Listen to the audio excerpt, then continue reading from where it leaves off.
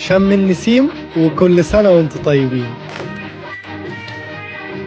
رنجة البشوات هننزل بسويت كورن، قطع البصل الأحمر، الجزر، الخيار، الطماطم، الفلفل الألوان، شوية الأفوكاتو، بنجر، فلفل حامي، شيري توماتو، وطبعا بطل الوصفة رنجة أبو السيد.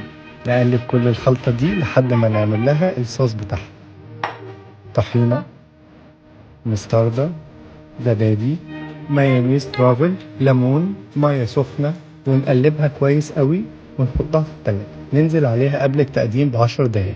يا جماله. والعشاق البطارخ المرملة ركز معايا، وأحلى بطارخ مرملة من أبو السيد. هنحطها في الكبة وبصلاية وبنجر وشوية فلفل حامي اختياري، ونضربها حلوة قوي ونحطها في الطبق بتاعها ونحطها في التلاجة. وبألف هنا وشفا.